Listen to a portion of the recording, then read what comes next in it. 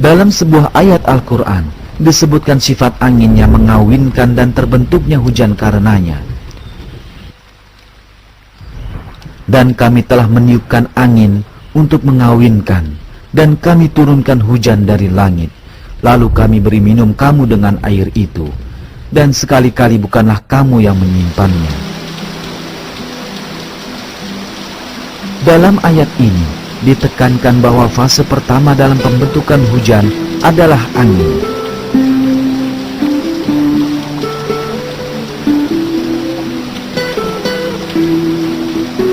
Hingga awal abad ke-20, satu-satunya hubungan antara angin dan hujan yang diketahui hanyalah bahwa angin menggerakkan awan.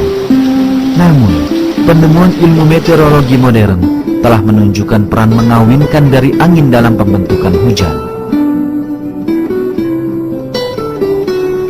Fungsi mengawinkan dari angin ini terjadi sebagaimana berikut. Di atas permukaan laut dan samudra, gelembung udara yang tak terhitung jumlahnya terbentuk akibat pembentukan buih.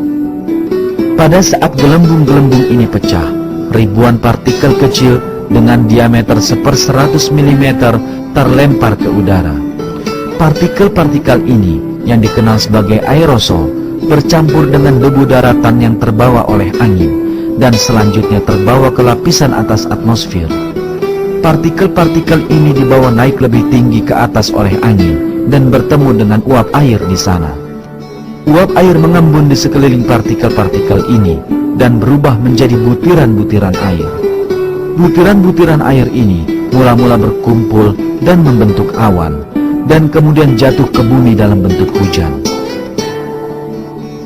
Sebagaimana terlihat, angin mengawinkan uap air yang melayang di udara dengan partikel-partikel yang dibawanya dari laut, dan akhirnya membantu pembentukan awan hujan.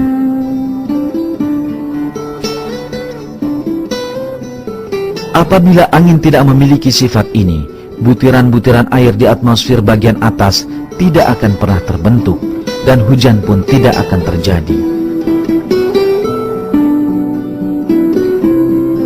Hal terpenting di sini adalah bahwa peran utama dari angin dalam pembentukan hujan telah dinyatakan berabad-abad yang lalu dalam sebuah ayat Al-Quran, pada saat orang hanya mengetahui sedikit saja tentang fenomena alam.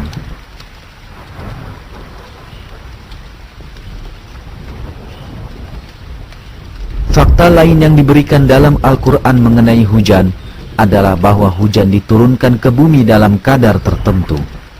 Hal ini disebutkan dalam surat Az-Zukhruf sebagai berikut. Dan yang menurunkan air dari langit menurut kadar yang diperlukan. Lalu kami hidupkan dengan air itu negeri yang mati. Seperti itulah kamu akan dikeluarkan dari dalam kubur.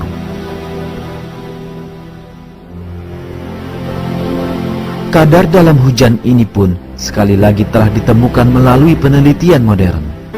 Diperkirakan dalam 1 detik, sekitar 16 juta ton air menguap dari bumi. Angka ini menghasilkan 513 triliun ton air per tahun. Angka ini ternyata sama dengan jumlah hujan yang jatuh ke bumi dalam 1 tahun. Hal ini berarti air senantiasa berputar dalam suatu siklus yang seimbang menurut ukuran atau kadar tertentu. Kehidupan di bumi bergantung pada siklus air ini. Bahkan sekalipun manusia menggunakan semua teknologi yang ada di bumi ini, mereka tidak akan mampu membuat siklus seperti ini. Bahkan satu penyimpangan kecil saja dari jumlah ini akan segera mengakibatkan ketidakseimbangan ekologi yang mampu mengakhiri kehidupan di bumi. Namun, hal ini tidak pernah terjadi, dan hujan senantiasa turun setiap tahun dalam jumlah yang benar-benar sama seperti dinyatakan dalam Al-Quran.